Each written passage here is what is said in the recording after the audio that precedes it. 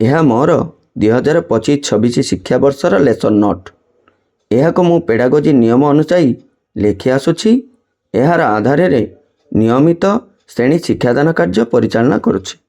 ଦୈନିକ ପାଠ୍ୟ ଯୋଜନା ଶିକ୍ଷାଦାନକୁ ସୁସଂଗଠିତ କରିବା ସହିତ ନିର୍ଦ୍ଦିଷ୍ଟ ସମୟରେ ଲକ୍ଷ୍ୟ ହାସଲ କରିବାରେ ସାହାଯ୍ୟ କରେ।